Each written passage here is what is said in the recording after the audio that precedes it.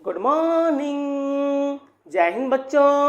आज हम आप लोग के लिए इंटीग्रेशन चैप्टर की शुरुआत एक बहुत ही बेहतरीन क्वेश्चन से करने जा रहे हैं। और ये क्वेश्चन इस तरह का है कि इसमें अगर आप ट्रिग्नोमेट्री का बहुत अच्छे तरीके से अगर यूज़ नहीं कर पाएंगे तो ये क्वेश्चन आपको बहुत प्रॉब्लम में डालने वाला है। लेकिन आप जानते हैं कि दीपक सर ऐसे ऐसे क्वेश्चन को ऐसे ऐसे ट्रिक से करते हैं जिसकी आप कभी कल्पना भी नहीं कर सकते हो। देखिए, अब इस क्वेश्चन में हमको इसको इंटीग्रेट करना है। अब इसको इंटीग्रेट करने के लिए अगर हम कोई फॉर्मूला अगर अप्लाई करना चाहते हैं, जैसे इस क्वेश्चन में, अब देखो बच्चों, हमें इसको इंटीग्रेट करना है। अब यहाँ देखो लिखा हुआ है cos 5x plus cos 4x। अब cos 5x plus cos 4x को अगर बच्चे सोचेंगे तो इसमें पहले ट्रिक यूज़ करेंगे cos c plus cos d। चलिए करके देख लेते हैं cos c plus cos d करके क्या आएगा। तो अगर आप इसको cos c plus cos d करके अगर सोचते हो तो क्या करोगे, इसको लिखोगे 2 cos और c प्लस d, तो c प्लस d करोगे तो ये हो जाएगा 9x/2 और फिर क्या आएगा cos c minus D by 2। तो 5x माइनस 4x करोगे तो ये हमारा हो जाएगा x/2 cos c plus D by 2 cos c minus D by 2। और अपॉन में आप करोगे तो अब देखो यही प्रॉब्लम आ जाएगी कि 1 माइनस 2 cos 3x का क्या करोगे भाई। तो 3x में तो प्रॉब्लम हो जाएगी हमारे बच्चों को। तो हमने इस क्वेश्चन को जब पहली बार ट्राई किया तो हमने क्या सोचा, यहाँ पर एक नया सोचा।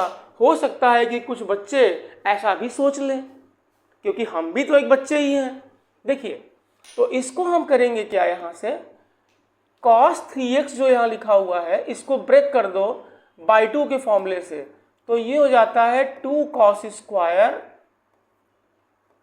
3x बाई 2 और -1, क्योंकि आप बहुत अच्छे तरीके से जानते हो कि जैसे कहीं पर अगर cos x होता है तो हम इसको लिख सकते हैं 2 cos स्क्वायर x बाई 2 और -1। तो अगर यहाँ पर लिखा हुआ है 3x तो x की जगह x बाई 2 होता है, तो बाई 2 का फॉर्मूला यूज़ करो। तो 2 cos स्क्वायर 3x बाई 2 -1 से ये चेंज हो जाएगा।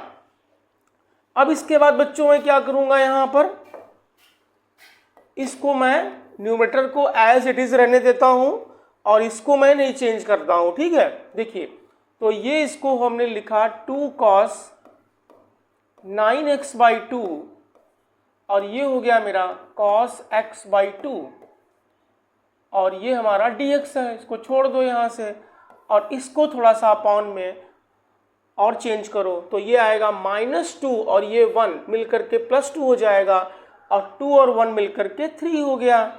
और ये बच्चों कितना हो गया, यहाँ से 4 cos स्क्वायर 3x बाई 2। अब आपको ये जान करके हैरानी होगी कि जैसे ही मेरा इतना आया मैं इसको चेंज किया तो मेरे माइंड में तुरंत आया कि यार हमको 3 और 4 का कॉम्बिनेशन दिख रहा है और 3 और 4 cos के किस फॉर्मूले में एक साथ आता है ये आप अच्छी तरह समझ सकते हैं। अगर आपको cos 3a का फॉर्मूला अगर याद होगा तो cos 3a का फॉर्मूला होता है बच्चों ये 4 cos cube a minus 3 cos a।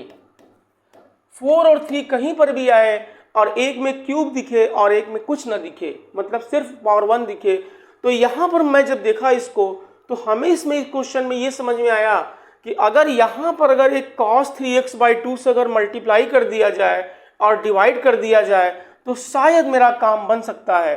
तो तुरंत मैंने यहाँ पर क्या किया कि इसको मैंने यहाँ cos 3x बाई 2 से यहाँ मल्टीप्लाई किया और ये जो इसका स्क्वायर है तो ये मेरा कन्वर्ट हो गया किसमें बच्चों, ये कन्वर्ट हो गया क्यूब में।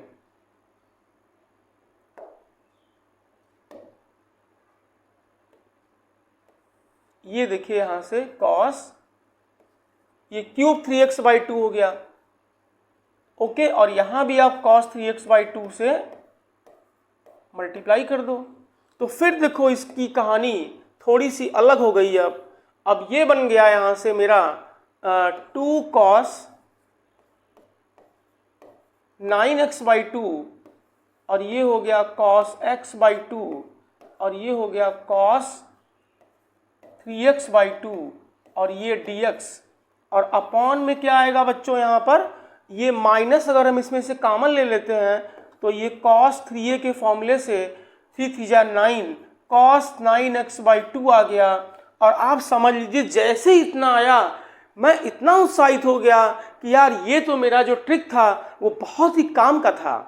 अब इसमें जैसे ही मेरा देखो यहाँ पर cos 9x/2 और cos 9x/2 कैंसिल हो गया और इमीडिएट मैं यहाँ पर सोच लिया कि अब ये तो जो है 2 cos a cos b का फॉर्मूला फिर से बन गया मेरा।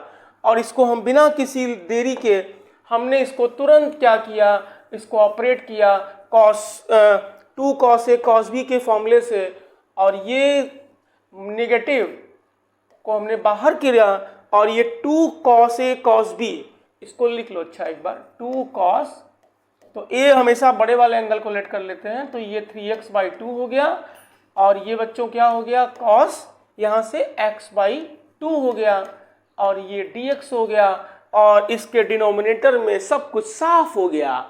अब यहाँ देखो कोई प्रॉब्लम नहीं है इस क्वेश्चन को सॉल्व करने में। अब 2 cos a cos b का फॉर्मूला फिर से अप्लाई करोगे तो ये आता है cos a प्लस b, तो 3x/2 प्लस x/2 करते हैं तो ये 2x आ जाता है और प्लस फिर क्या आता है बच्चों cos a माइनस b, तो 3x/2 में से x/2 को सब्ट्रैक्ट करोगे तो ये x आ जाएगा, dx हो गया। अब देखो कितना सिंपल ये सॉल्यूशन हो गया ये। तो cos को इंटीग्रेट करते हैं तो क्या आता है sin आता है और sin 2x और कोफिशिएंट इसका अपॉन में हो गया और माइनस इसका cos का कितना होता है sin x। ओके बच्चों, प्लस c। तो इस तरीके से देखो ये कितना बेहतरीन ट्रिक से ये क्वेश्चन सॉल्व हो गया और पता ही नहीं चला। तो दीपक सर की पाठशाला से आप जुड़े रहिए, बने रहिए, हम हमेशा आपके लिए ऐसे ही क्वेश्चंस लाते रहेंगे। तब तक के लिए जय हिंद बच्चों, थैंक्स फॉर वॉचिंग।